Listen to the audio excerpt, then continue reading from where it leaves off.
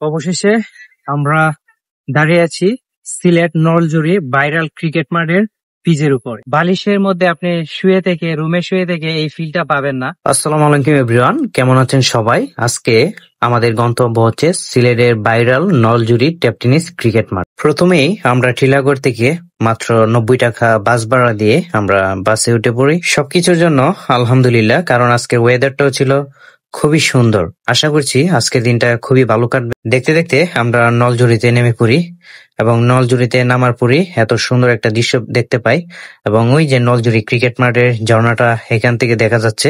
এখানে এসে হাতের ডান দিকে চলে যাবেন। তো ফাইনালি আমরা এসে পৌঁছে গেছি নলজুরি বাজার থেকে। এই যে এদিক থেকে আমরা আসছি, এখন আমরা এদিকে যাব। দেখে মনে হচ্ছে যে আমরা কোনো একটা সুইজারল্যান্ডের গ্রামে এসে পৌঁছে গেছি। আসলে বর্ষাকালেই এত সুন্দর একটা মেঘের ভিউ, যদি আপনাদেরকে একটু জুম দিয়ে দেখাই। যদিও আমার ক্যামেরা কোয়ালিটি তেমন ভালো না, তারপরও আশা করি খুবই সুন্দর দেখা যাচ্ছে। আর এরকম একটা ভিউ পাবো আসলে আশা করিনি। ক্যামেরার কোয়ালিটি তেমন ভালো না, এজন্য আপনাদেরকে আসলে দেখানো যাচ্ছে না ওইভাবে, কিন্তু আশা করি আপনারা দেখলে বুঝতে পারবেন। দেখেন, ছাগলও চলে এসেছে এত সুন্দর জায়গায়। এই যে এদিকে কিছু কৃষক তাদের ধান রোপণ করছে। সবচেয়ে বেশি সুন্দর হচ্ছে পাহাড়ের উপরে যে মেঘগুলো, খুবই অসাধারণ এবং মেঠুপথ। গাইস, কি মনে হচ্ছে কোনো সুইজারল্যান্ডের কোনো গ্রামে চলে এসেছি? না, এটা আসলে সিলেটের একটি প্রত্যন্ত গ্রাম, যেখানে এখানে প্রায় নলজুরি মাঠটা দেখুন। আমার মনে হয় সবচেয়ে বেশি শুকিয়ে আছে এই যে এই গড়ে যারা থাকে, কারণ তাদের গড়ের সামনে এত সুন্দর একটা ঝর্ণা আর এত সুন্দর ভিউ তারা উপভোগ করে, যেটা আসলে অবিশ্বাস্য। গ্রামের মেঠোপথ আর পাশেই ছোট একটা নদী, পাহাড়ি নদী। আসলে এটা হয়তো ইন্ডিয়া থেকে এই পানিগুলো আসে। আর আমরা ধীর গতিতে এগিয়ে যাচ্ছি নলজুরি মাঠে, কারণ আমাদের চোখই সরতেছিল না আসলে পাহাড় থেকে। আমাদের মেইন উদ্দেশ্য মাঠ, কিন্তু আমরা রাস্তায় থেমে গেছি এত সুন্দর ভিউ দেখে। আলহামদুলিল্লাহ, ফাইনালি আমরা মাঠে চলে এসেছি এবং আপনাদেরকে দেখাবো সবকিছু। আমরা দাঁড়িয়ে আছি সিলেট নলজুরি ভাইরাল ক্রিকেট মাঠের পিচের উপরে। আসলে এটা একটা ঢালাই পিচ, যার কারণে আপনি সব সময় এখানে ক্রিকেট খেলতে পারবেন। কিন্তু আজকে এসে কোনো ক্রিকেট টিমও পাই নাই, কিছু পাই নাই। তবে যে দৃশ্যটা পেয়েছি, আপনারা আমাকে স্কিপ করেন, আমার পিছনে দেখতে পারতেছেন দুইটা খুবই সুন্দর ঝর্ণা। আর ঝর্ণার সাথে আপনারা কিন্তু ফ্রিতে মেঘও দেখতে পারতেছেন, এবং ওই দিকেও দেখেন যে মেঘ। জাস্ট একটা অবিশ্বাস্য ভিউ। আর এই মাঠের বাউন্ডারিটা এদিক দিয়েও পাহাড়, আর সামনের দিকে হচ্ছে আপনার ফসলের জমি মাঠের।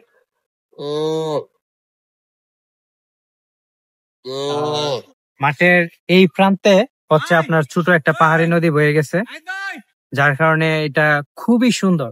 আর এখানে অনেক গরু রয়েছে, যার কারণে মাঠটাকে দেখতে আরো খুবই সুন্দর দেখাচ্ছে। আর সবচেয়ে বেশি সুন্দর হচ্ছে এই ঝর্ণাটা, যেটা ভাইরাল হয়েছে সবচেয়ে বেশি। এইখান থেকে ভিডিও করা হতো, আর এখানে খেলা হতো জাস্ট ব্যাটিং পিচ। এটা এখানে দাঁড়িয়ে মানে ব্যাটিং করা হয়। আর ব্যাটিং করার সময় যে অবিশ্বাস্য একটা ফিল পাওয়া যায়, এজ এ ক্রিকেট লাভার হিসাবে এটা আমি ফিল করি যে এইখানে দাঁড়িয়ে ব্যাটিং করলে আসলে বলের থেকে আমার মনে হয় ঝর্ণার প্রতি ফোকাসটা বেশি থাকবে। যদি আপনারা সবাই আসতে চান অবশ্যই আসবেন, কারণ খুবই সুন্দর একটা মাঠ। যদিও এটা জাফলং এর সামনে, বেশি দূরে না, জৈন্তাপুরের পরে, নলজুরি শ্রীপুরের পরে অবস্থান। কিন্তু এখনো এটা পর্যটক ভাবে ওইভাবে মানুষ তেমন আসে না। তারপর আমরা দেখছি কয়েকজন আসছে এখানে ভ্রমণ করার জন্য। আসলে টাকা পয়সাটা ম্যাটার না, এটা হচ্ছে ইচ্ছা শক্তি থাকাটাই হচ্ছে আসল ব্যাপার। আর এত সুন্দর ভিউ, আসলে বালিশের মধ্যে আপনি রুমে শুয়ে থেকে এই ফিলটা পাবেন না। আর ভ্রমণ করার জন্য দরকার হচ্ছে একজন ভালো পার্টনার। আর আমাকে যে ভ্রমণের জন্য সবচেয়ে বেশি অনুপ্রাণিত করে, সে আমার ক্যামেরার পিছনে দাঁড়িয়ে আছে। আপনাদেরকে যদি আমি একটু দেখাই সেই লোকটাকে, আসলে অনেকে একা একা ভ্রমণ করতে পছন্দ করেন না বা স্বাচ্ছন্দ্য বোধ করেন না, তেমনি আমিও একা একা আসলে ভ্রমণ করতে পারি না। এজন্য আমি যাকে নিয়ে সবচেয়ে বেশি ঘোরাঘুরি করতে পছন্দ করি, আজকে সেই পছন্দের মানুষটি আমার সাথে। এবং বাইকটি অনেক বেশি অনেক জায়গায় ঘোরাঘুরি করে এবং ভাইয়ের ভ্রমণ এক্সপিরিয়েন্স অনেক বেশি। এই যে আমার বড় ভাই আজহারুল ইসলাম খান। ভাই কেমন আছেন? হ্যাঁ আছি আলহামদুলিল্লাহ। আসলে ভাইয়ের মাধ্যমে আমার এত সুন্দর একটা জায়গাতে আসা, না হলে হয়তো আসা হতো না, কারণ এই জায়গাটার লোকেশন আমি ঠিকভাবে জানতাম না।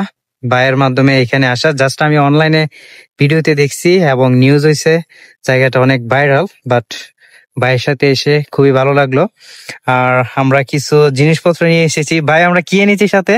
আহ, যেহেতু একটা মাঠে আসছি, খেলার মাঠ, যেহেতু ভাবলাম এখানে খেলাধুলা হবে, তাই একটা খুব মজু আনলাম, সাথে ছানাচুর, তারপরে চিপস, তারপরে টিপ বিস্কিট।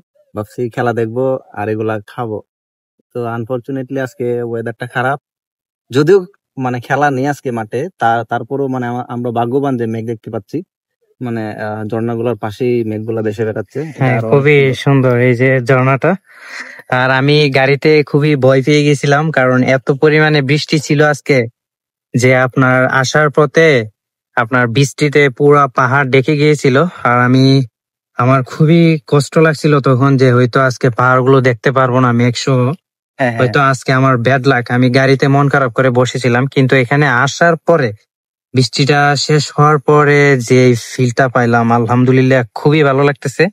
এই যে এই দৃশ্যটা দেখেন, এগুলো তো ভাই সুপারি গাছ না? হ্যাঁ হ্যাঁ, এগুলা সুপারি গাছ, এগুলা জাস্ট সুইজারল্যান্ডের মতো একটা ভিউ। খাসিয়া, যে ভারত মেঘালয় খাসিয়ারা হ্যাঁ এগুলা হ্যাঁ। চাষ করে, তারা পান পান বেশি পছন্দ করে খাইতে, যার কারণে তারা সুপারি গাছ গুলো করে। তো আজকের মতো বিদায়, একদম গুদুলি লগ্নের সময় এসে গেছে। এর মধ্যে আরো কিছু ভাইয়া চলে এসেছে।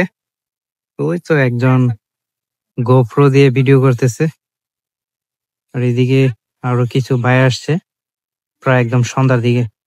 তো সবাই ভালো থাকবেন, সুস্থ থাকবেন, আর ভিডিওটি কেমন লেগেছে অবশ্যই কমেন্ট করে জানাবেন। ধন্যবাদ।